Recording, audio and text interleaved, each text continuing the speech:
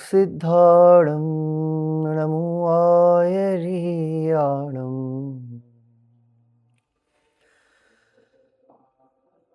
नमो वज्रायाणं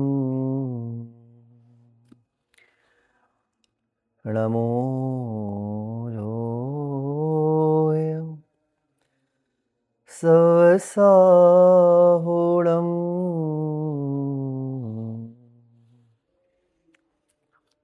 मंगलमया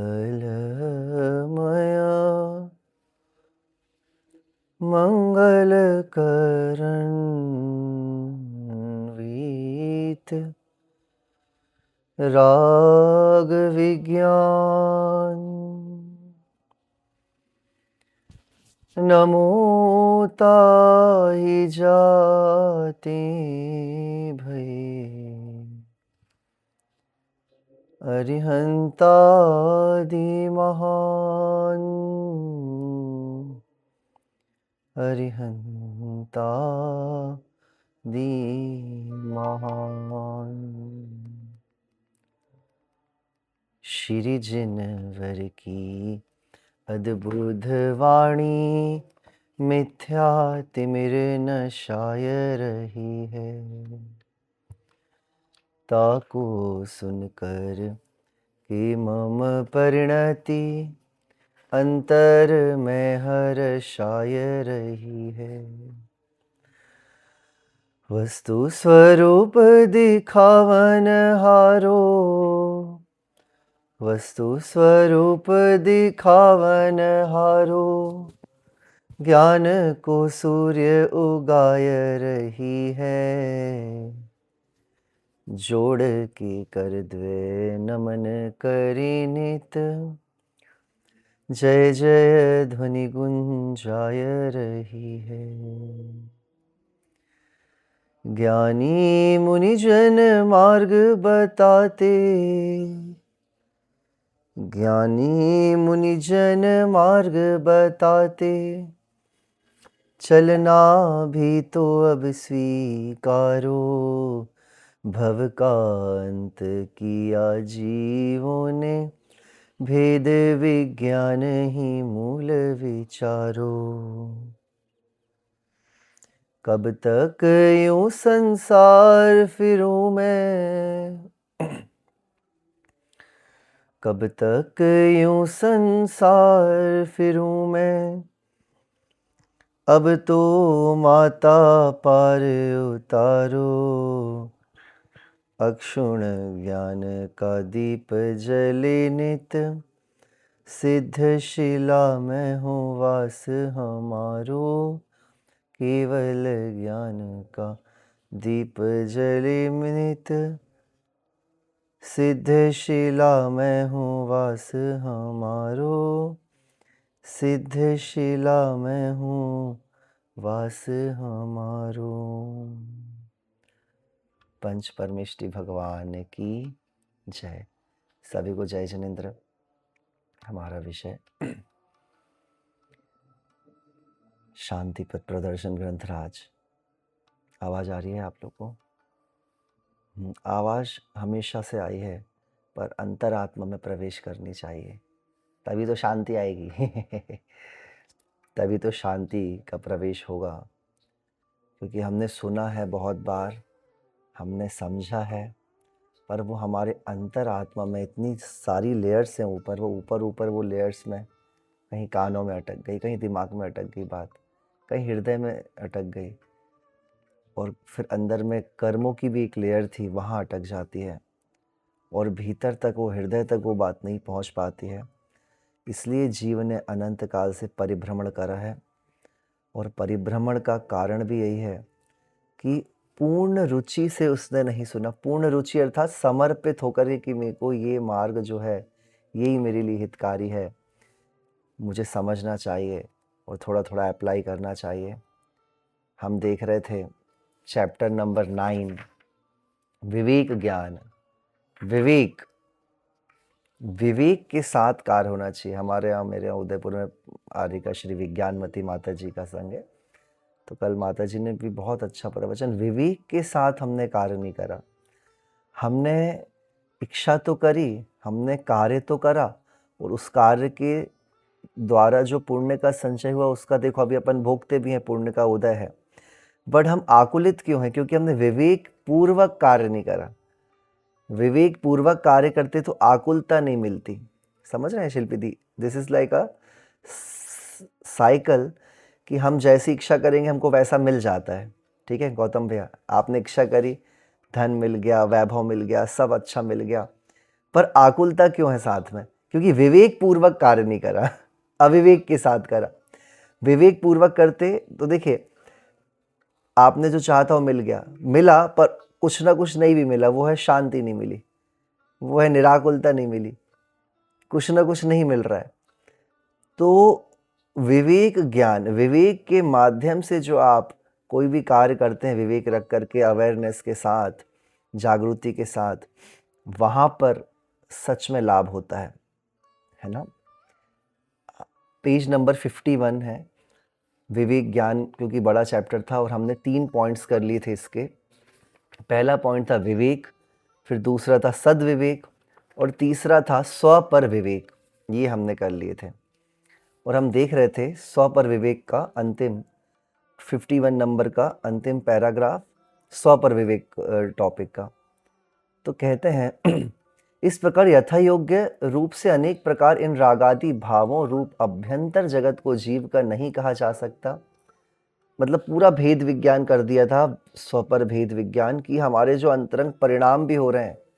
सच बताइए, निद्रा क्यों आ रही है? क्या आपका दोष है उसमें? नहीं, कर्म का उदय है। क्रोध क्यों आया?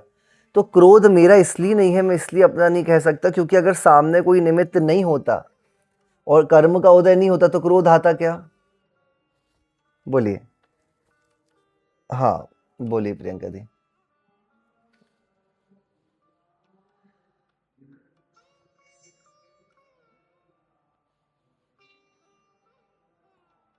हम्म। हम्म हम्म। हाँ बिल्कुल बिल्कुल, वो साइकिल तो चल ही रहा था ना। विवेक ज्ञान अर्थात यहाँ पे एक स्टॉप आ गया और आप अवेयर हो गए। आप एक जगह गाड़ी चलाते जा रहे थे, आपको पता ही नहीं था, वहीं वहीं घूम रहे थे, पर आप अलर्ट हो गए और आपको पता चल गया कि अरे मैं गलत घूम रहा हूँ, और फिर अब आप सही रास्ता खोजने के लिए तैयार हो गए, तो वो चीज़ टूट जाएगी, वो जो एक चैन थी वो टूट जाएगी। हाँ, तो वही पुरुषार्थ को यहाँ पर धार्मिक होना कहते हैं, वही पुरुषार्थ को यहाँ जागरूक होना कहते हैं। हर दर्शन में, हर शास्त्रों में उसको यही कहा है कि वही एक टर्निंग पॉइंट है जहाँ आप बहुबंधन को तोड़ रहे हैं। देखो क्या होता है, अब ये साइकिल है, द्रव्य कर्म, भाव कर्म, नौकर्म, ये साइकिल बना हुआ है।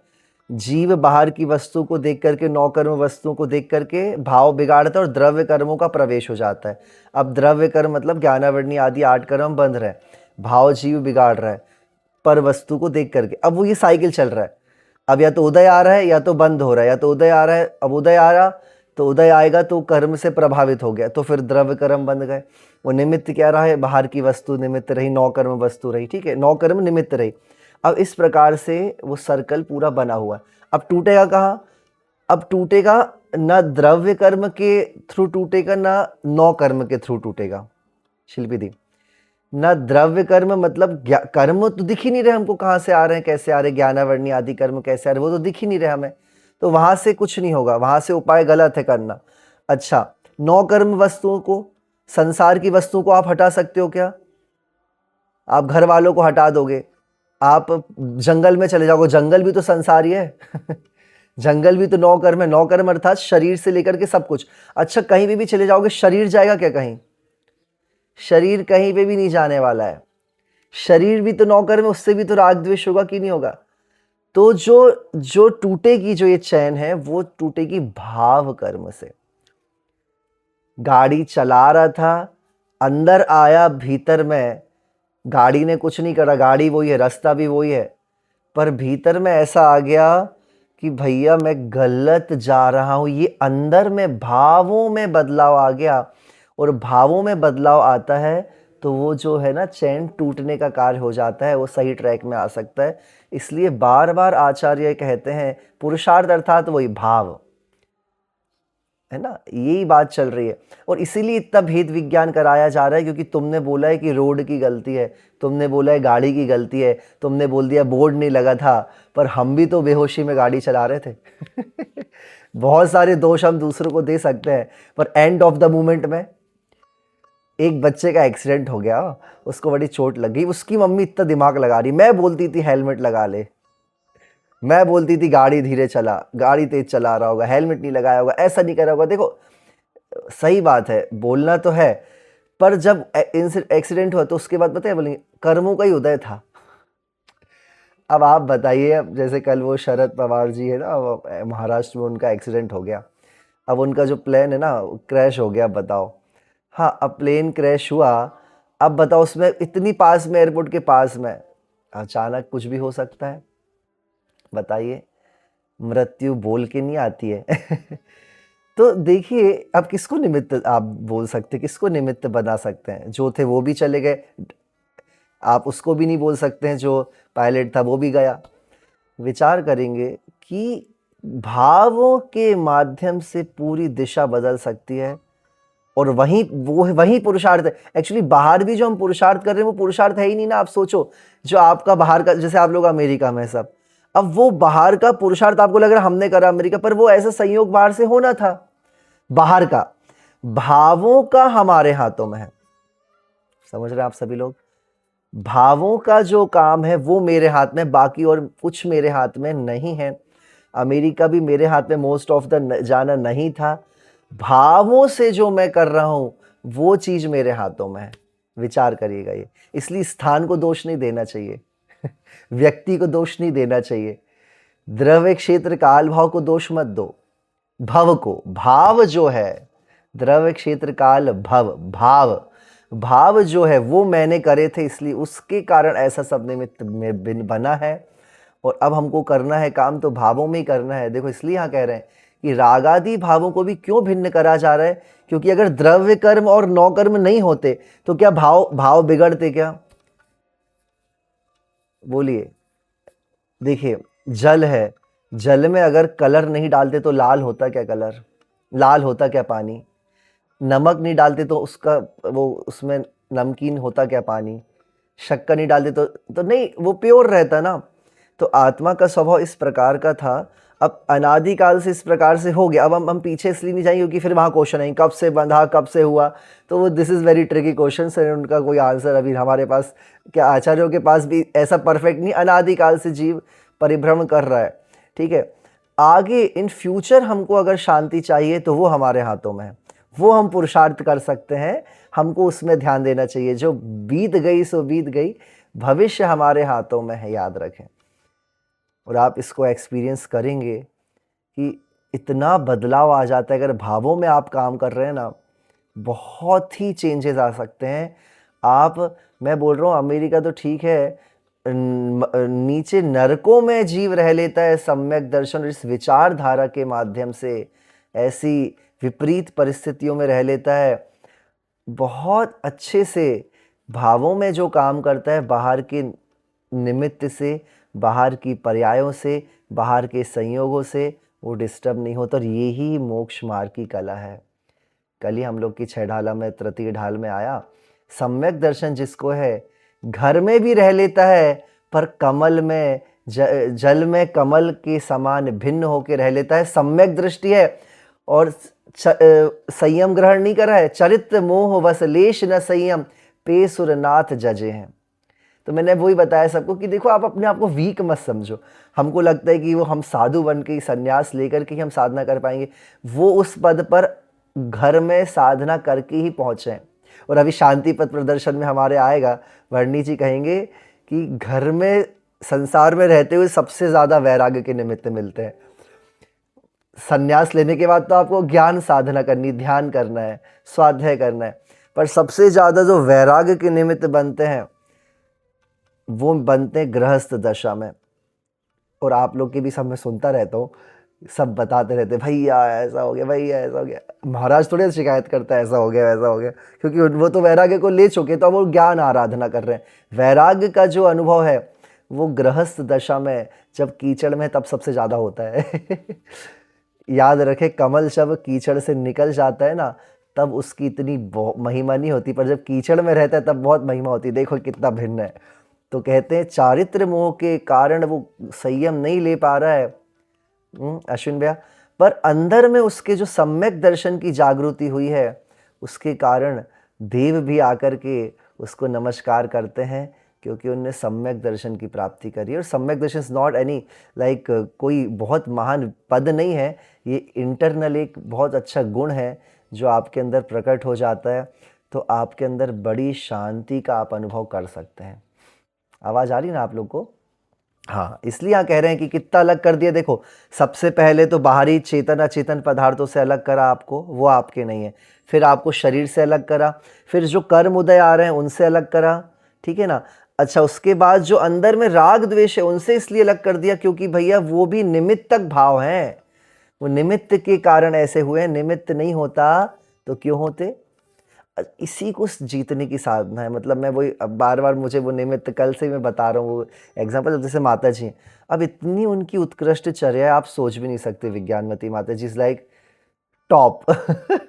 वो 8 ही चीज़ लेती है। अब आप बताओ, 8 चीज़ मतलब पानी और दूध को भी गिन लेती हैं वो। नमक का जीवन त्याग है, मीठे का जीवन त्याग है, फ्रूट्स का जीवन त्याग है, तेल का जीवन त्याग है, चटाई और घास का जीवन त्याग है। इतनी ठंडी में हम लोग पहन के, मतलब कुछ ऐसे पार्टे में सो जाती, एक साड़ी का उनका नियम है, सोचो आप। मैं उस दृष्टि से बता रहा हूँ जो अच्छे गुण हैं। अच्छा गुण यह है कि उन्होंने मन को कितना जीत लिया, और हमारे पास बहुत कुछ होते हुए भी हम कितना रोते हैं। तो मैं वही कल देख रहा था, कल तो उनका घी का भी त्याग था। तो देखो, उन्होंने पानी लिया और सूखी रोटी। अब मैं खुद रोटी देख रहा हूँ, शोधन कर रहा हूँ, मेरे को खुद छू के ऐसा लग रहा है कि अपन कैसे खा सकते हैं रोटी ऐसे। सोचो आप, ठंडी रोटी है, गरम कर नहीं सकते हो आप। हमारे घर में अगर हमको पत्नी ऐसी ठंडी रोटी मिल जाए कुछ, तो हम तो कितने गुस्सा हो जाए, समझ रहे हैं आप। पत्नी ऐसी रोटी परोस दे बच्चों को या पति को, तो क्या होगा। अब आप बताइए, वो इस कंडीशन में उन्होंने वो रोटी को, उसमें भी बिना नमक शक्कर, बिना मसाले, बिना बघार की, ओनली उबली लौकी की सब्जी, ऐसा भोजन तो मतलब हमको लग रहा है कि किस प्रकार का भोजन है ये, है ना। ऐसे तो कोई गरीब भी ना करे। पर देखो, यही है कि इंद्रियों को जीत लिया। स्पर्शन इंद्रिय, रसना इंद्रिय, हमारे मुख में कोई वस्तु जाती नहीं, उससे पहले हम रसना इंद्रिय के आदी हो चुके हैं कि ऐसा परफेक्ट टेस्ट होना चाहिए तभी हम मुख में रखेंगे। और तो उसमें भी कितने नखरे करते हैं अपन लोग। पर माता जी ने क्या प्रसन्नता से वो रूखी रोटी और रूखी लौकी की सब्जी में उनका, मैं मतलब कल आहार नहीं करवा रहा था, मैं उनके मुखमंडल को देख रहा था कि कितना उनने उस चीज को जीत लिया है। समझे रूपल भाभी? तो बहुत अलग अलग सबके अंदर गुण है, पर वो हम सबके पास से अच्छे अच्छे गुण ले लें कि उन्होंने कैसे जीत लिया इंद्रिय को। और हमको तो थोड़ी कमी हो जाए नमक की, थोड़े मीठे की, तो हमको तो मुंह बन जाता है। और हमको कोई रूखी और लौकी की सब्जी खिला दे तो हम पूरे दिन कितना उसको बददुआ देंगे। आप सोचो। और वो कितनी प्रसन्न भाव से उन्होंने आहार कर लिए और आशीर्वाद भी दे दिया। और ये आप सोचिए कि उनने मन को कितना जीता। तो इसलिए यहाँ राग द्वेष भावों को अलग कर दिया कि ये राग द्वेष भाव भी निमित्तक भाव है, बहुत कुछ फर्क पड़ता नहीं है इनसे। बहुत सारे लोग सुन रहे हैं, देखिए बहुत गहरी गहरी बातें। इसलिए स्वपर की कल्पना अत्यंत स्थूल हमने करी और स्वपर की व्याख्या अत्यंत सूक्ष्म है। कल्पना हम बाहर से करते हैं, पर जो व्याख्या हम कर रहे हैं उसको समझ रहे हैं, वो इतना सूक्ष्म है। देखिए, कहते हैं इसलिए इतना गहरे चले जाते हैं कि राग द्वेष भी आपका नहीं है, आप तो मात्र ज्ञाता हैं। समझ रहे हैं? सब विकल्पों को छोड़ करके कहते हैं ज्ञान के साथ तन्मय रहने वाला ज्ञाता व्यक्ति कोई है, और बाह्य जगत के साथ तन्मय रहने वाला, विकल्पों के साथ रहने वाला जो व्यक्ति है वो कर्ता हो जाता है। इस प्रकार इस प्रकरण में भली भांति स्वपर का सूक्ष्म विवेक जागृत कराया गया। यद्यपि विषय कुछ कठिन सा है, पर भाई इसके समझे बिना छुटकारा भी नहीं होगा। अब देखिए, अब सरल सरल चीज़ें पढ़ाते रहेंगे आपको, तो अब कब तक चलेगा, थोड़ा भी कठिन विषय भी लेना पड़ेगा। तो कहते हैं कि भैया छुटकारा नहीं होगा। आगे आने वाले सारे मार्ग का मूल आधार यही विवेक ज्ञान है। बस विवेक रखना है हर चीज़ में। अंतरंग जीवन की वास्तविकता इसके बिना होनी असंभव है। मतलब बहुत छोटी छोटी बातें, अब आप लोग के तो यूएस में तो इतना नहीं पूजा करते होंगे बहुत, बट जैसे यहाँ पे माता जी ने कल बताया कि अपन जो पूजा करते हैं, ठीक है, आपको ही बता देते हैं, तो उनके प्रवचन का अंश, तो वो पूजा करते हैं, तो पूजा में आप जल और चंदन यूज़ करते कि नहीं, पानी जल यूज़ करते ना, जल और चंदन। अब देखो वो उनका कहने का है कि आप पूजा के लिए तो आपने ऐसी थॉट बना दी कि पूजा तो अच्छी क्रिया है, और आप पूजा के लिए अपनी द्रव्य धोने भी चले गए, आपने थाली भी लगा ली, पर उन्होंने बोला कि बाद में जब पूजा हो जाती तब तो आप ऐसे ही छोड़ के चले जाते हो। भाई बताया उनने, आप नहीं जाते, पर देखो बताया कि आप पानी और जो दोनों जल चंदन रखें उनको आप ऐसे छोड़ के चले गए कि भैया माली कर लेगा, ठीक है, आपने चावल उठा लिए। उन पानी में अगर 2-3 घंटे बाद वो क्लीन करता है तो उसमें जीव गिर जाएंगे, उसमें मक्खी गिर जाएगी, उसमें और वो उन्होंने एग्जाम्पल बताया कि एक मंदिर में तो जब 250 घर की समाज 50-60 पूजा करने वाले लोग, उसमें कहते डेली 8-10 मक्खियाँ निकलती हैं, डेली 8-10 मच्छर गिरे रहते हैं पानी के अंदर, क्योंकि 3-4 घंटे बाद वो सफाई कर रहा है। तो वो कहती कि ये विवेक है कि आप जैसे द्रव्य दूसरे की थाली में डाल के चले जाते हो, ऐसी जल भी आप उसको क्या करो, विसर्जित करके जाओ। तो देखो इस प्रकार से विवेक का प्रयोग हमको क्रिया में भी करना है, और विवेक का प्रयोग हमको भीतर में भी करना है, दोनों चीज़ों में करना है। भीतर का विवेक बताऊं तो मैं कल एक बुक पढ़ रहा था, वो the power of now, Eckhart Tolle की। एकार्ट टोली तो पता नहीं कितने मेरे जैन दर्शन के सिद्धांत निकाल के उसने रखा है। वो कहता है कि सीढ़ी उतर रहे हो आप, अगर आपको अपने विचारों को देखना है कि आपका जो दिमाग चलता रहता है, तो कहता कि आप जैसे सीढ़ी उतर रहे हो, तो सीढ़ी भी आप बहुत जागरूकता से उतरो। जैसे अगर मैंने ये हाथ ऐसे करा, तो ये हाथ भी आप इतना अवेयरनेस के साथ लाओ, आपको पता चले कि आपका हाथ ऊपर गया और हाथ नीचे आया। समझ रहे हैं, गर्दन हिला रहे हैं आप लोग, ये पता चलना चाहिए कि हम गर्दन हिला रहे हैं, इतनी अवेयरनेस आ जाए। तो कहते कि फिर विचारों में आप बहोगे नहीं। कई लोग ऐसे दिखते रहते, उनसे बोला अरे भैया कहाँ गए, अरे नहीं यहीं तो थे, अरे कहीं तो थे आप, कहीं बाहर चले गए थे आप, दिमाग मन से विचार से आप कहीं चले गए थे, विचारों में बह गए थे।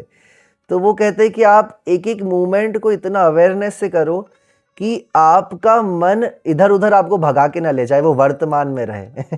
तो देखो ये अंतरंग विवेक हो गया, और बहिरंग विवेक जैसे माता जी ने बताया। तो बस ये है, ये हम नहीं समझेंगे, आगे आने वाला सारा मार्ग का मूल आधार यही विवेक ज्ञान है। अंतरंग जीवन की वास्तविकता इसके बिना होने असंभव है। जिस किस प्रकार भी इसे तू समझ जाए, जीवन के 24 घंटों की प्रवृत्तियों में इस सिद्धांत को विचारणा का विषय बनाने का प्रयत्न कर लो। हम विचार करेंगे 24 घंटे इसको, बाहर से हम कुछ भी कर रहे हो, भोजन बना रहे हो, ऑफिस जा रहे हो, पर थोड़ा थोड़ा हम इसको समझने की कोशिश करेंगे, ये क्या कहना चाह रहा है सिद्धांत। और यही शांति पथ का प्राण है। लिख लीजिए, शांति पथ का प्राण क्या है, विवेक ज्ञान। ज्ञान तो हम सबके पास है, पर विवेक पूर्वक। इसलिए श्रीमद जी लिखते हैं, मैं कौन हूँ, आया कहाँ से, और मेरा रूप क्या, संबंध दुखमय कौन है, स्वीकृत करूं परिहार क्या। इसका विचार विवेक पूर्वक शांत होकर कीजिए, विवेक पूर्वक शांत होकर कीजिए। बैठिए। अब हम नेक्स्ट टॉपिक लेते हैं, षटकार की स्वतंत्रता। देखो ये भी बहुत इंपॉर्टेंट एक टर्म है जैनिज्म का। शांति पद की सिद्धि के अर्थ जीव अजीव तत्वों की बात चलती है, उनकी मिली जुली अवस्था में विवेक उत्पन्न करने के लिए कुछ प्रश्नों का विचार किया जा रहा है। सत असत विवेक तथा स्व पर विवेक विषयक प्रश्नों का समाधान हो जाने के उपरांत अब तीसरा प्रश्न आता है। देखो, सत असत का विवेक हो गया, क्या सही है क्या सही नहीं है। मैं आप लोग से हाथ उठवाऊंगा, आप लोग को हाथ उठा के बस बताना है क्या सही है, तो उसमें आपको हाथ उठाना है। ओके, ध्रुव एक हाथ उठा। ये दूसरे टॉपिक में से, सद असद विवेक में से था। अच्छा, सत्ता, सत्ता ठीक है, हाँ सत्ता तो सही। पर्याय, पर्याय नहीं होगी। हाँ, सत मतलब एक्चुअली पर्याय तो चेंजेबल है ना, पर्याय तो समुद्र की लहरें चेंज हो रही हैं, पर समुद्र जो है वो सत है, जो अंदर में है वो सत है, पर लहरें तो असत है, और हम असत से ही प्रभावित हो जाते हैं। इसलिए मैंने एक बार आप लोग से पूछा कि देखो सत असत विवेक ये हो गया, इसलिए पर्याय से प्रभावित हो गए। मैंने एग्जाम्पल दिया था मेरे स्वेटर का, स्वेटर से प्रभावित हो गए, पर जो परमाणु है वो सत है। परमाणुओं का जो बाहर से जो संरचना दिख रही है, कलर दिख रहा है, हो सकता है वो स्वेटर आगे जाकर के दूसरे फॉर्म में आ जाए, ठीक है, उसके परमाणु और कहीं चले जाएं। तो बाहर की पर्याय जो है ना वो सत्य नहीं है, वो असत है, क्योंकि वो छूटने वाली है, ठीक है ना। सत्य क्या है? जो मूल वस्तु है, जैसे जीव जो है अंदर में वो मूल है, वो सत्य है। उसकी पर्याय जो है वो सत्य नहीं है, क्योंकि उसी के अंदर से उत्पन्न हो रही है ना। तो इस प्रकार से मैंने पूछा आपसे, है ना। चलिए, अच्छा बताएंगे, ज्ञान गुण सत है कि असत है? हाँ, सत है, सत है, क्योंकि गुण कभी भी परिवर्तित नहीं होते हैं। सोने का पीलापन परिवर्तित होता है? नहीं परिवर्तित होता। वो ही पीलापन उसको पिघला के अपन ने काढ़ा बना दिया, फिर मुकुट बना दिया, पीलापन ही। सत मीन्स, हाँ, तो सत मीन्स सत्ता, ऑलवेज, मतलब एग्जिस्टेंस भैया। जो त्रिकालिक, जो शाश्वत है, वो जो हमेशा रहेगा, वो इसकी चर्चा हमने पहले पिछली क्लास में करी थी कि मतलब देखिए, संसार में जितने द्रव्य हैं उतने ही द्रव्य हैं, ठीक है, उतने ही द्रव्य हैं, बस पर्याय बदल रही है। जैसे जो मैंने अभी वाइट कुर्ता पहना, हो सकता है ये पहले उस किसी और रूप में थे ये परमाणु, अभी ये परमाणु जुड़ करके इस सफ़ेद शर्ट में बन गए। हो सकता है परमाणु आगे जाकर के ब्लैक शर्ट में बन जाए और किसी में बन जाए। तो ये अपने अपने में सत हैं, इनका नाश नहीं होता है। पर ये जो बाहर से जो एक फॉर्म बना रहे हैं ये असत है, क्योंकि चेंज होता रहता है। जैसे शरीर की अवस्था बदलती जा रही है, अब शरीर जो है ना, शरीर में परमाणु उतने ही है, पर अवस्था बदलती जा रही है। तो अवस्था असत है, पर अंदर में जो परमाणु है वो सत है। ऐसी आत्मा सत है, ठीक है ना।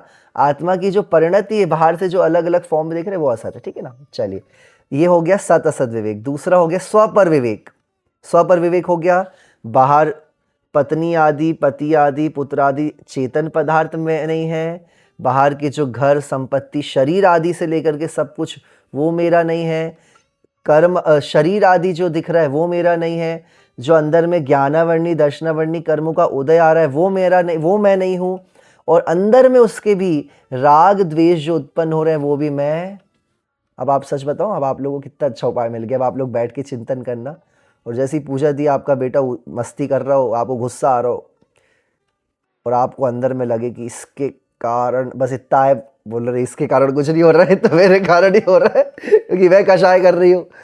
ये फायदा है भेद विज्ञान को समझने का कि भाई कषाय तो मैंने करी है, इसने तो कुछ नहीं करे, ये तो मस्ती कर रहा है, अपने में कर रहा है। पर क्रोधित होना ये मेरे ऊपर डिपेंड है, क्रोधित ना होना या होना मेरे ऊपर डिपेंड।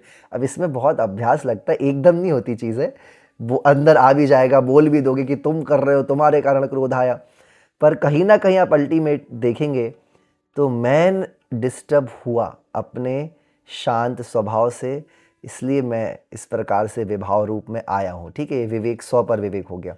अब तीसरी बात यह है कि अति महिमावंत तथा स्वतंत्र चेतन तत्व होते हुए भी मैं इस जड़ या अजीव तत्व के अधीन कैसे हो गया भैया, जो हजार प्रयत्न करने पर भी इसके चंगुल से छुटकारा संभव नहीं हो पा रहा है।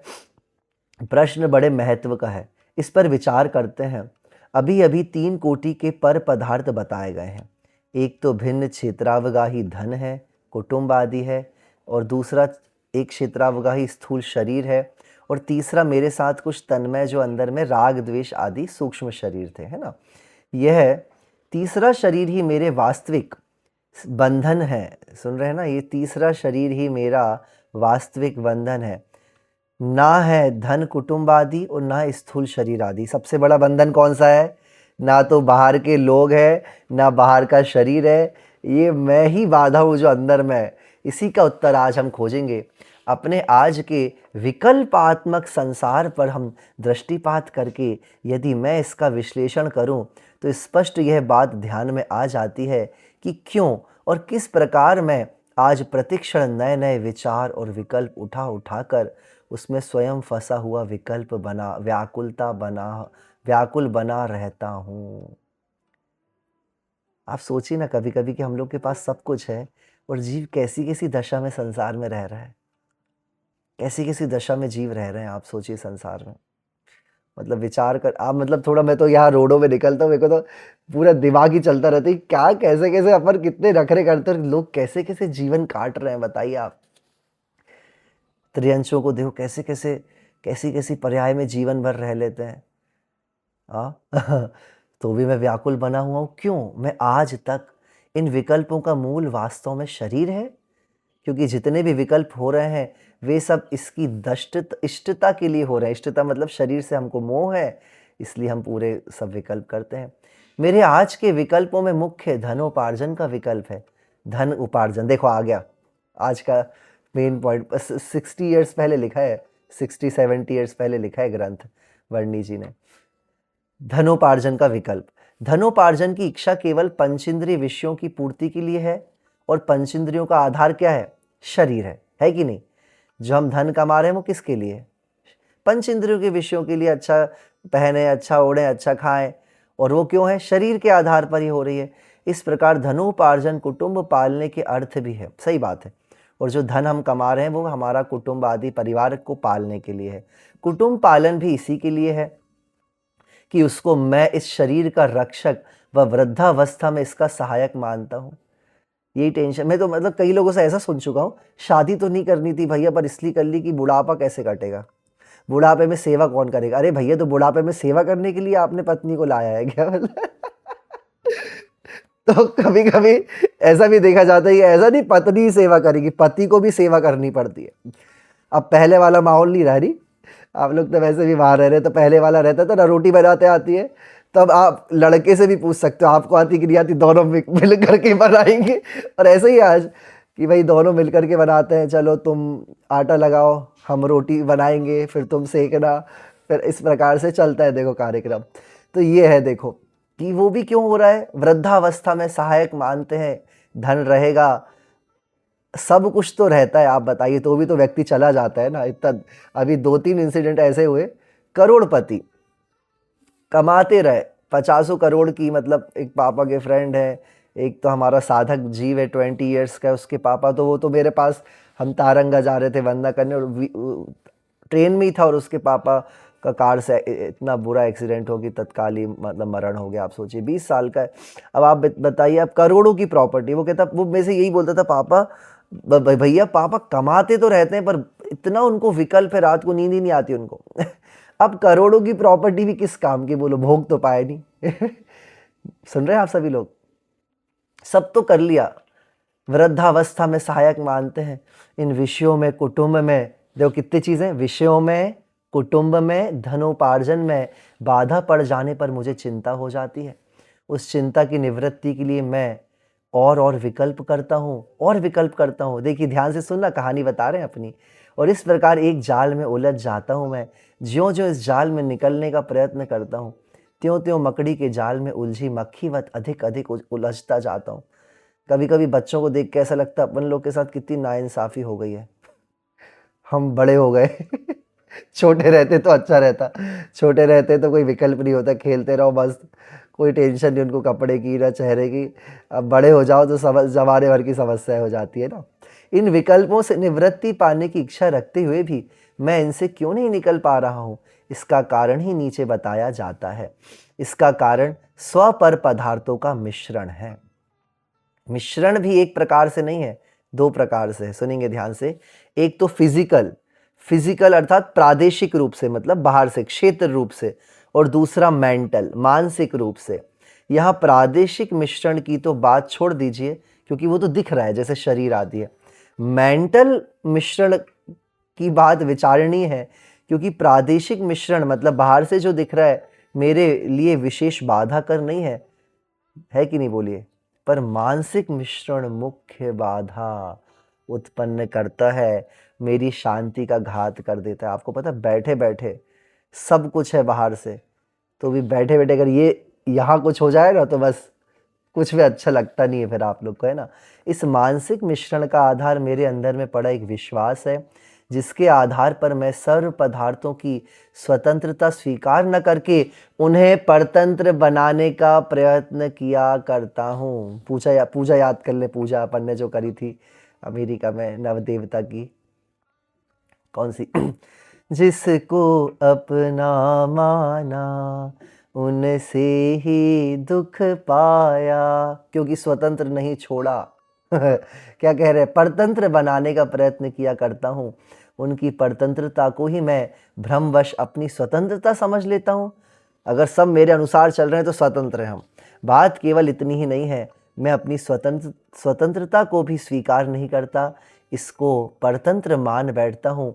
मैं व्यक्तिगत रूप में अकेला ही ऐसा कर रहा हूँ, ऐसा नहीं है। सुन रहे हैं आप सभी? समझ में आ रहा है ना आप सबको? कैमरे बंद वालों को भी। आप सब तथा सर्वलोक के अनंत प्राणी भी इसी विश्वास के अधीन हैं कि मैं हूँ तो संसार चल रहा है, मैं नहीं रहूँगा तो क्या होगा। इस प्रकार कल बताई गई 3 कोटियों में से प्रथम 2 कोटि के पर पदार्थों को मैं अपने अधीन करना चाहता हूँ और अपने को उनके अधीन मान बैठा हूँ। इसलिए आचार्य श्री की पूजा में कितना अच्छा आता था, भोगों को इतना भोगा कि खुद को ही भोग्य बना डाला, साध्य और साधक का अंतर मैंने आज मिटा डाला। मतलब साधना, साध्य कौन है और साधक कौन है वो भुला दिया और भोगों के अधीन हो गया। आपको कभी कभी ऐसा लगता है ना, इलेक्ट्रॉनिक वस्तुएं हमें भोग रही है हम उनको नहीं भोग रहे, हमें वो भोग रही है। चलो आओ भैया फ़ोन चलाओ, फिर थोड़ा फ्री होते चलो लैपटॉप चलाओ, फिर थोड़ा फ्री होते चलो भैया, ये वो अपन को भोगे जा रही है बेचारी। अब वो भी क्या करे, वो तो पुतगल है, हम ही बेवकूफ़ बन रहे हैं। कहते हैं इसी प्रकार वे पर पदार्थ भी मुझे अपने अधीन और अपने को मेरे अधीन मान बैठे हैं। मेरे लिए बिना उन पर पदार्थों का कोई भी कार्य नहीं चल रहा है। 70 साल पहले लिख रहे हैं वर्णी जी, तो उनकी सहायता के बिना मैं कुछ नहीं कर सकता। मेरी प्रेरणा पाकर ही वे चित्र विचित्र कार्य कर रहे हैं। सही बात है, हमने ही तो इतने सारे इन्वेंशन करे हैं, है कि नहीं? और उनकी प्रेरणा पाकर ही मैं यह विकल्पात्मक राग द्वेष आदि कार्य कर रहा हूँ। अब देखो एआई बना दिया, अब एआई ने सबको निकाल दिया है अब एआई सबको भगा रहा है, देखो खुद ही इतना इंटेलिजेंट हो गया वो एआई। मेरे पाले बिना कुटुंब का पोषण नहीं हो सकता, कुटुंब की सहायता के बिना मैं जीवित नहीं रह पाऊंगा, और मेरे हिलाए बिना शरीर हिलेगा भी नहीं, और शरीर की सहायता के बिना मैं जान नहीं सकता हूँ। इस प्रकार अनेक चिंताएं तथा विकल्पात्मक पराश्रित डिपेंडेंट धारणाएं हैं। स्वतंत्रता मिले तो कैसे मिले, परतंत्रता में शांति कैसे जीवित रहे। और मजे की बात पता क्या है कि यह इस प्रकार अधिकाधिक स्वतंत्रता के पुरुषार्थ को ही अधिकाधिक, ये परतंत्रता का जो पुरुषार्थ हम कर रहे हैं, परतंत्रता, हमारी सत्ता चली ना जाए हमारी सत्ता रहे, उसको ही शांति का पुरुषार्थ समझता है। हूँ मतलब मैं, है नहीं, कोई बाहर नहीं है। मैं समझता हूँ कि मेरी सत्ता चली ना जाए, मंदिर में मेरा ही बोलबाला रहना चाहिए, और दूसरों को परतंत्र करने में शांति समझ रहा है। विचार करेंगे, समाज में दूसरों को परतंत्र करने में शांति समझ रहा है। अधिकाधिक भोगों की प्राप्ति से शांति मिलेगी ऐसा विचार करता है। भोगों की प्राप्ति शरीर की क्रिया से होगी, शरीर की क्रिया को मैं करूंगा और इस प्रकार मैं अपनी शांति का वेदन कर लूंगा, ऐसा वो विचार करता है। पर शांति आई क्या? आप लोग ने, हम सब ने ये उपाय करा है अभी तक जीवन में, है? पूजा दी बताइए।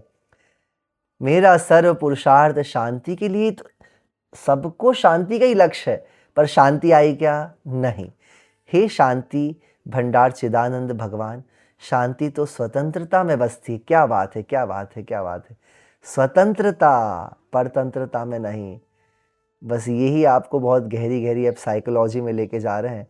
अब इस परतंत्रता को छोड़ दो, स्वतंत्र दृष्टि उत्पन्न करके, जिसमें प्रत्येक पदार्थ जड़ हो कि चेतन, स्व हो कि पर, स्वतंत्र दिखाई देने लगे। सुन सुनाकर या पढ़ पढ़ाकर यह कह देना मात्र पर्याप्त नहीं है। हाँ हाँ हाँ, सर पदार्थ स्वतंत्र है, ऐसा बोलते हैं ना अपन लोग, सर पदार्थ स्वतंत्र है। बस हमारी बारी आती है तो हम भूल जाते, नहीं नहीं नहीं, हमें अपने बेटे को तो कंट्रोल करना पड़ेगा। आपका बेटा स्वतंत्र होगा हमें तो अपने घर में तो कंट्रोल रखना पड़ेगा, तो कुछ होगा नहीं यहाँ पे, कोई किसी का नहीं है। मैं पृथक हूँ शरीर। अच्छा, दूसरों के कोई का मरण होता है ना, तो हम बहुत अच्छे से उनको बहुत अच्छे से ज्ञान देते हैं, कोई बात नहीं, देखो ये तो ऐसा लिखा था, अब वो तो जाना था, संसार में सबको जाना है। पर जब हमारी बारी आती है तो फिर हमको ये सब बातें सुनाई नहीं देती हैं। इस प्रकार तो सभी कहा करते हैं, दो द्रव्यों की पृथकता का अर्थ इतने पर ही समाप्त नहीं हो जाता है कि उनकी स्वतंत्र सत्ता स्वीकार कर लें। सत्ता त्रयात्मक होती है, उत्पाद व द्रव्य स्वरूप अर्थात बराबर बनी रहते हुए भी बराबर बदलते रहना उसका काम है। यह बात आगे बताई जाने वाली है। स्वभाव किसी दूसरे की सहायता नहीं मांगता। जिस प्रकार की जल को शीतल बनाने के लिए किसी दूसरे पदार्थ की आवश्यकता नहीं है, बोलिए, ठंडा करना है पानी तो क्या करना पड़ेगा? कुछ नहीं करना, उसको रख दो, इंडिपेंडेंट होके बैठा रहेगा वो। सत्ता को उसी समय स्वतंत्र माना या कहा जा सकता है जबकि इसके तीनों अंशों को स्वतंत्र मानकर लिया जावे। उसका बदलते रहना भी स्वतंत्र माना जावे। सही बात है, विचारिए तो सही कि किसी भी पदार्थ को बदलने के लिए किसी सहायता की प्रतीक्षा करनी पड़ती है क्या? कि अमुक सहायक आए तो मैं बदलूं? नहीं, नहीं तो बदलना चाहते हुए भी कैसे बदलूं? और जब तक योग्य सहायक ना मिले तो बदले बिना पड़ा रहूं? नहीं नहीं, ऐसा नहीं है। और न सैद्धांतिक रूप से आप ऐसा स्वीकार ही करते हैं। करें भी कैसे? सब घोट मटाला हो जाएगा, विश्व कूटस्थ हो जाएगा और सत्ता का ही विनाश हो जाएगा। आज आपको पता है हम जो इतना नेचर को डिस्टर्ब कर रहे हैं ना, इसलिए इतनी सारी चीज़ें हमको देखने को मिल रही है। आप देखो, आप लोग जहाँ रह रहे हो वो नेचुरल है कि अननेचुरल है? नेचुरल नहीं है, इसलिए तो इतने विकल्प होते रहते हैं आपको। आप थोड़ा नेचर में जाओ, वहाँ पानी अपने आप बह रहा है। आप बहा रहे हो क्या पानी को? हवा चल रही, आप बोल रहे हो हवा चले इतनी, कुछ नहीं, अपने आप पेड़ बढ़ रहे कि नहीं बढ़ रहे। तो जहाँ जीव डिस्टर्ब करता है फिर वो डिस्टर्ब होता है, समझ रहे हैं आप? और यदि सत्ता को उत्पाद व द्रव्य स्वीकार करते, उत्पाद व द्रव्य समझ लीजिए क्या है, मैंने उस दिन ही बताया। उत्पाद मतलब नई पर्याय का बनना। देखो जैसे मेरे हाथ में मुट्ठी बंदी है, अब मैंने खोल दी तो ये परमाणु उतनी है, परमाणु उतनी है पर पर्याय बदल गई। मैंने ऐसे करा, देखो पर्याय बदल गई, फिर ऐसे करा, फिर तो जो ये वाली पर्याय नई बनी, देखो ये ऐसे बनी ना नई पर्याय, तो पुरानी पर्याय चली गई, उसको बोलेंगे व्यय। वो पर्याय चली गई व्यय, और ये नई पर्याय बन गई, इसको बोलेंगे उत्पाद। फिर ऐसे कर दिया तो पुरानी व्यय वो चली गई, फिर नई बन गई उत्पाद। व्यय उत्पाद। पर ये बताइए कि परमाणु कम ज़्यादा हुए क्या हाथ के? तो उसको बोलेंगे द्रव्य। द्रव्य मतलब जो हमेशा एक सा रहता है, सत। और जो चेंजेबल होता है उत्पाद व्यय। तो उत्पाद व्यय द्रव्य, ये तीन टर्म्स हमारे जैनिज्म में यूज़ करते हैं। अब देखो, उत्पाद व द्रव्य रूप स्वीकार करते हैं, टिके रहते हुए भी स्वाभाविक रूप से स्वयं बदलती स्वीकार करते हो, तो इससे मैंने बदला है ऐसा अहंकार नहीं आता है? सच बताइए। मैं आपसे पूछूंगा, क्या जो शरीर में बदलाव हो रहा है उसमें कभी आपको ऐसा आता है कि मैंने बदला? तो भी करते तो हैं हम। मेकअप अच्छा नहीं हुआ, बाल अच्छे नहीं दिख रहे हैं, ऐसा अच्छा नहीं दिख रहा, पर जबकि हो कैसे रहा है? स्वतंत्र रूप से हो रहा है। अब आप जब वो स्वतंत्र परिणमन को आप स्वीकार कर ले, देखिए थोड़ा सा तो गहरा जाना पड़ेगा तब आप लोगों को क्लियर होगा विषय। जब स्वतंत्रता को हम स्वीकार कर लेते हैं ना, तो हमको विकल्प कम होते हैं, चिंताएं कम होती है। आप कॉन्सेप्ट समझ रहे हैं? आपको शांति की ओर लेके जा रहे हैं वर्णी जी। जब हम छोड़ देते हैं चीजों को तो हम मानसिक चिंताओं से दूर हो सकते हैं, ये बताया जा रहा है। चलती गाड़ी के नीचे चलता कुत्ता भले ही विचार कर रहा हो कि वो गाड़ी को चला रहा है, ऐसा होता है क्या? वो भ्रमात्मक विचार के कारण गाड़ी उसके अधीन नहीं हो जाती है। इसी प्रकार तू भले कल्पना कर ले कि मैं इस विश्व का काम कर रहा हूं। किस किस को अच्छा ऐसा लगता है कि हम नहीं रहेंगे तो क्या होगा दूसरों का? सब होता चलता जाता है संसार। छोड़ देना है, किए मेरे किए बिना बेचारा ये जड़ क्या पड़ा रहेगा संसार। ऐसा भ्रमात्मक विकल्प के कारण ही विश्व तेरे अधीन नहीं हो जाएगा। सारा लोक भी यही भ्रम बनाए बैठा हुआ है, पूरा लोक। पर विश्व अर्थात सर्व पदार्थ समूह तो स्वतंत्र रहते हैं, अपनी सर्व पलटने की क्रियाएं हैं, अपने स्वभाव के अतिरिक्त उसे अन्य किसी का आश्रय नहीं है। उपरोक्त सर्व वक्तव्य पर से मेरा प्रयोजन मतलब महाराज जी का प्रयोजन केवल यह है कि दृष्टि विशेष से देखने पर प्रत्येक पदार्थ जड़ हो या चेतन हो, अपना अपना कार्य करने में पूर्ण स्वतंत्र हैं। इसलिए देखिए आप लोग आज ये साइकोलॉजी समझिए, जैनिज्म की साइकोलॉजी, कि थोड़ा छोड़ दें, थोड़ा छोड़ दें। लोगों को भी छोड़ दें, वस्तु को भी छोड़ दें, और आप देखेंगे कि एक अलग प्रकार की आपके अंदर, और पता है ये हमने कॉन्सेप्ट्स कभी भी नहीं समझे। हम मोक्ष जाने के लिए भी दौड़ लगा रहे हैं, और आचार्य बोल रहे हैं कि मोक्ष की इच्छा भी छोड़ दे छोड़ दे आप इच्छाएं, तो जाकर के वो फलीभूत होगी वो चीज़। देखना आप, कहते हैं ये ही है, सब अपने अपने काम में पूर्ण योग्य हैं, स्वतंत्र हैं। प्रत्येक पदार्थ बिना दूसरे की सहायता के परिवर्तन करने का को स्वयं समर्थ है और कर रहा है। षटकार की रूप से, षटकार मतलब मैंने करा, मैंने किया, मतलब ये 6 टर्म्स आएंगे षटकारक में। क्योंकि प्रत्येक पदार्थ स्वयं बदलने की शक्ति रखता है, इसलिए वह स्वतंत्र रूप से बदलता हुआ ही अपनी किसी विशेष अवस्था को स्वयं उत्पन्न करता है। आपको पता है, और हम लोग जो घूमने जाते हैं वेकेशंस में और ये वो, आप क्या देखने जाते हैं? स्वतंत्रता वाली चीज़ों को देखने जाते थे कि असवतंत्र वाली चीज़ों को देखने जाते हैं? स्वतंत्र चीज़ों को देखने जाते हैं। अब ये जो स्नोफॉल हो रहा है वो क्या हो रहा है? कोई करवा रहा है क्या? स्वतंत्र हो रहा है तो वही देख रहे हैं अपन, वही हमको अच्छा भी लगता है सभी जीवों को, पर हम उसको एक्सेप्ट नहीं करना चाहते हैं। कहते हैं कि देखिए, इस अवस्था को उत्पन्न करके स्वयं ही उसमें तन्मय हो जाते हैं हम। स्वयं इस प्रकार से, कितना लिखा देखो, अपनी किसी विशेष अवस्था को स्वयं उत्पन्न करते हैं, स्वयं अपने द्वारा उत्पन्न करता है, स्वयं अपने लिए उत्पन्न करता है, अर्थात उस अवस्था को उत्पन्न करके स्वयं ही उसमें तन्मय हो जाता है और अपने में से ही निकाल कर उत्पन्न करता है, अपने स्वभाव में रहते हुए ही उत्पन्न करता है। 6 चीज़ें हो गई। इसलिए यह अवस्था विशेष उसकी ही है, किसी अन्य की नहीं है। इसी को षटकारक की स्वतंत्रता कहते हैं। अवस्था उत्पन्न करना ही पदार्थ का काम है। इसलिए कह सकते हैं कि जो षटकारक व्यवस्था है, प्रत्येक द्रव्य स्वयं अपना कार्य कर रहा है, किसी दूसरे की सहायता की उसे आवश्यकता नहीं है। जैसा कि अगले अधिकार में बताया जाने वाला है कि भले ही वस्तु की कार्य व्यवस्था में निमित्त आदि की सहायता का कोई स्थान हो, परंतु वास्तव में वस्तु स्वभाव को देखने वाली इस तात्विक दृष्टि में उसका कोई स्थान नहीं है। आप विचार करेंगे थोड़ा सा, यही हमको मोक्ष मार्ग और मोक्ष के नज़दीक लेके जाने वाला है। आप लोग बोर हो गए आज? हाँ, बस हम डिस्कशन करेंगे अभी 2 मिनट, तो हम 2 मिनट बस आंखें बंद करके और हम इसका चिंतन करेंगे। बस 2 मिनट है ना, शांत हो जाएंगे, गहरी सांस लें। श्वास लेने वाला मैं नहीं हूं। First point is that, first you just aware only your breathing process. मैं सांस अंदर बाहर करने वाला नहीं हूं। आप रोक दें अपने कर्ता भाव को, and you just observe that this is very very सहज प्रक्रिया।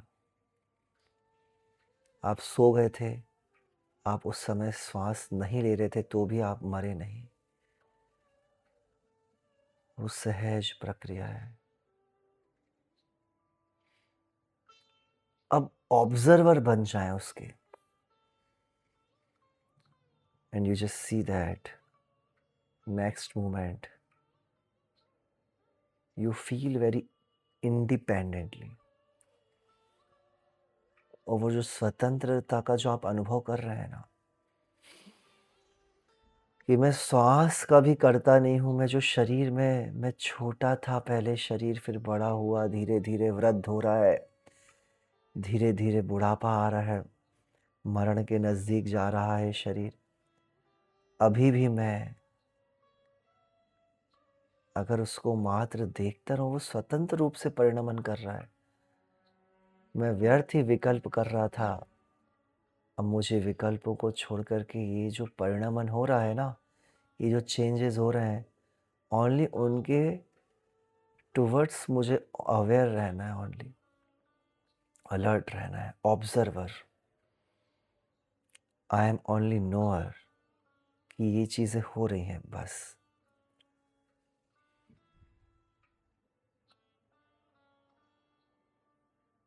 और आप एक, this is not a different. This is your own nature, your own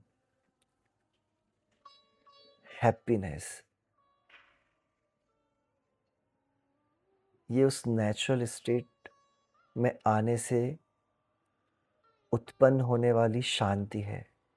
this is the शांति पथ.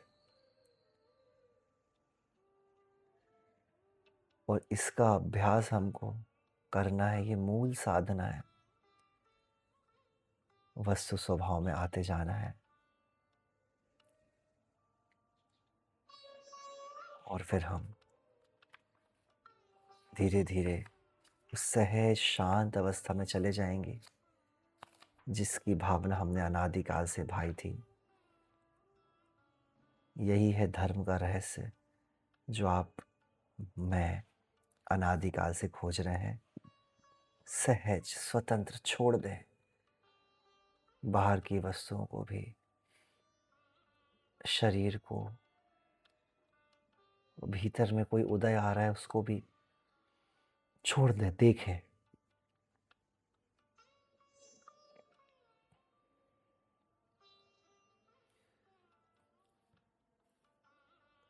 तीन बार ओम का उच्चारण करेंगे गहरी सांस.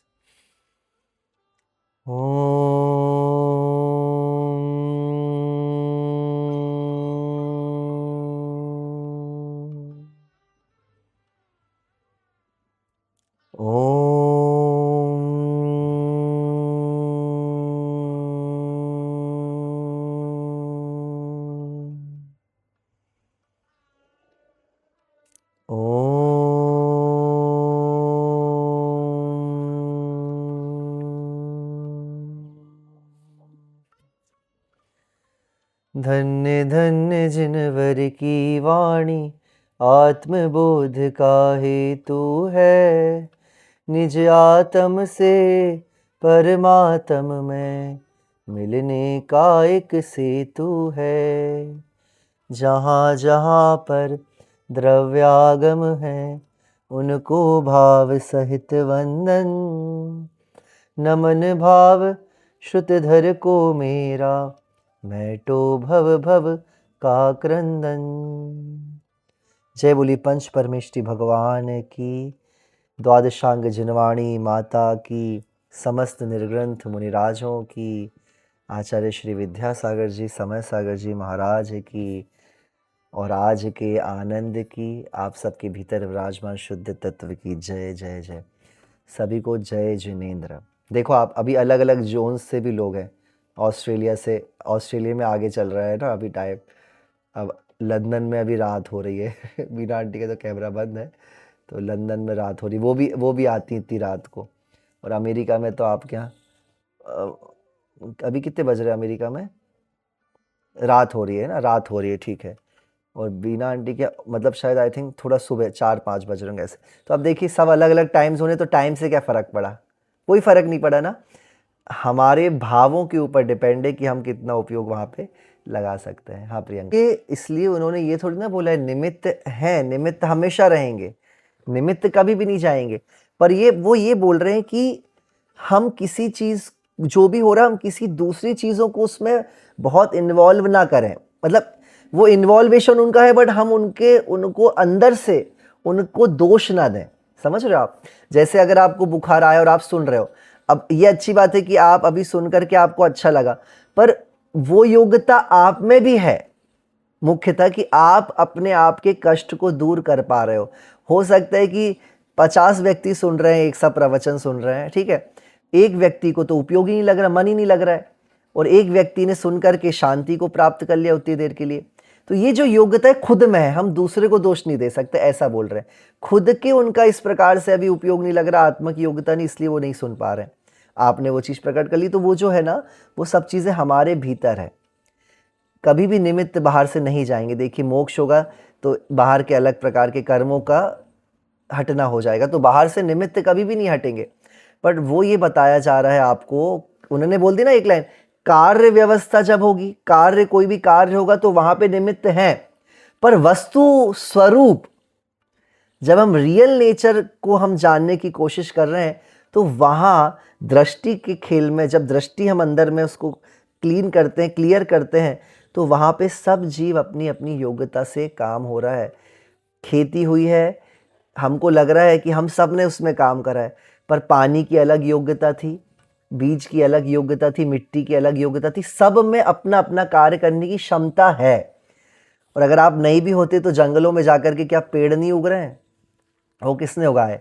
तो वो ये बता रहे हैं कि स्वतंत्र सत्ता का विचार आप रखिए, आप कर रहे हैं अलग बात है, वो स्वतंत्र सत्ता का विचार करेंगे और उसके अनुसार अपने आप के जीवन को बनाएंगे, तो आप उस स्वतंत्र मोक्ष की जो मोक्ष क्या, मुक्त अवस्था, स्वतंत्र, पराधीनता से हम हट गए, स्वतंत्र हो गए, वो मुक्त, मुंज मतलब मुक्त हो गए, मोक्ष, वो अवस्था आपको आएगी कब? जब आप सब वस्तुओं को उन्मुक्त अवस्था में देख पाएंगे। ठीक है, चलिए, ओके, बहुत अच्छा। पूजा दी, आपको कोई क्वेश्चन है? हाँ, एक सेकेंड। तो पुरुषार्थ, एक्चुअली पुरुषार्थ सिद्धि उपाय में पुरुषार्थ क्या बोलते हैं, वो जब पूछते पुरुषार्थ क्या है तो कहते कुछ ना करना ही पुरुषार्थ है। जैनिज्म में कुछ ना करना ही एक्चुअली हम कर कर के ही तो दुखी हुए हैं अभी तक। एक्चुअली पुरुषार्थ ही हम अलग, पुरुषार्थ की परिभाषा अलग ही है यहाँ पे जैनिज्म में। वो कह रहे हैं कि आप जो कर रहे हैं ना इतना ज़्यादा, उससे आप विकल्प में हैं। तो पुरुषार्थ किस चीज़ का करना? नहीं, देखो जैसे माता जी ने रूखी रोटी और लौकी की सब्जी ली ना, बिना नमक की, बिना बकरी, अब आप उसको कितना क्रिएटिव कर रहे हो, हम करने में पुरुषार्थ कर रहे हैं और उन्होंने उसको सहज ले लिया, समझ रहे हैं? अब क्या करना पड़ा? कुछ नहीं, इफेक्टेड नहीं होना है। वो पुरुषार्थ है, समझ रहे आप? तो पुरुषार्थ हमने कुछ करने को मान लिया है, और जैनिज्म में वीतरागता में कुछ नहीं करना। इसलिए तो भगवान ने, भगवान की आप मुद्रा देखी ना, वो ऐसे खड़े हैं क्या हाथ में कुछ कुछ लेके, ऐसे खड़े हैं क्या? वो ऐसे हो गए जैसे आप थक गए हो, हाथ पे हाथ रख के, अपन नहीं बोलते घर में, क्या हाथ पे हाथ रख के बैठे हो तुम, निकम्मे हो गए हो। और वास्तव में समय सार ग्रंथ में निकम्मो ऐसा शब्द आया है। अब निकम्मो मतलब वो प्राकृत शब्द है और अच्छा शब्द था, निष्कर्म, कर्मों से रहित हो गए, अब क्रियाओं से रहित हो गए, और हमने उसको निकम्मा बोल दिया। तो निकम्मा शब्द अच्छा है वैसे, कि निकम्मा मतलब अब भैया हम निवृत्त हो गए। तो उनकी मुद्रा ही बता रही है हाथ में हाथ रखे कि भैया अब कुछ नहीं बचा है शेष। तो ऐसा है ये जो बहुत अच्छा आपने क्वेश्चन करा। मुझे भी एक समय क्वेश्चन आता था कि भाई पुरुषार्थ क्या है? फिर पुरुषार्थ है कुछ ना करने की ओर बढ़ना, ओनली ऑब्जर्व, ओनली ऑब्जर्वर के रूप में आपको रहना है। क्योंकि हमने इतना, हम उसमें घुस गए, इतने घुल मिल गए कि हम अपने ज्ञाता दृष्टा स्वभाव से दूर हो गए, वो वहीं से मोक्ष मार्ग खुल जाता है। फिर कुछ भाव लगेंगे, 2-4 भाव, पर इस प्रकार से आप एक भाव में इस स्टेट में आ जाएंगे कि आप कुछ नहीं कर रहे हैं, ठीक है ना, और बस जो चल रहा है उसको आप स्वीकार करते जा रहे हैं। ये पुरुषार्थ हमको करना है। हमको चेंज करने की कोशिश भी नहीं करनी है, ना दिमाग लगाना, उससे हम आकुलित हो जाते हैं। हमको स्वीकार करने की आदत डालनी है। समझ रहे पूजा दी? हाँ, देखो अब देखो, ऐसा है कि अब इसको हम संसार में भी कैसे अप्लाई करेंगे, उसको ऐसे अप्लाई करेंगे। उन्होंने बोले ना, कार्य, 2 चीज आप याद रखें, कार्य व्यवस्था और वस्तु स्वरूप, what is the real nature of वस्तु, और एक जो प्रोसेस हो रही है। तो प्रोसेस तो होगी, निमित्त दिखेंगे।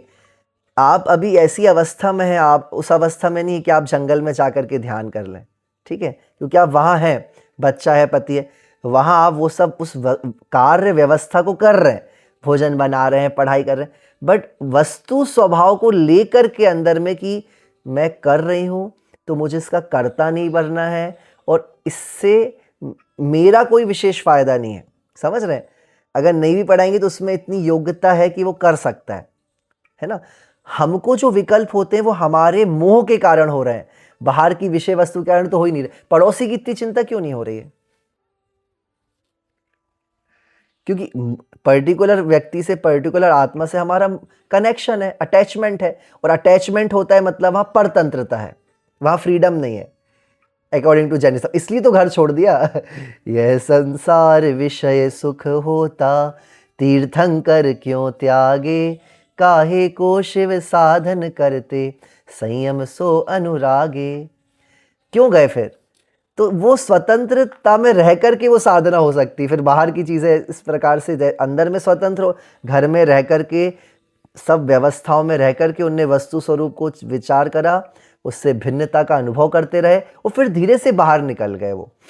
तो एकदम नहीं होगा वो चीज़ें, धीरे धीरे। अभी आप घर में हैं तो आप यहाँ से मेंटली उसको प्रोसेस में करें, और फिजिकली जो बाहर से होगा वो आगे जा कर के होता है।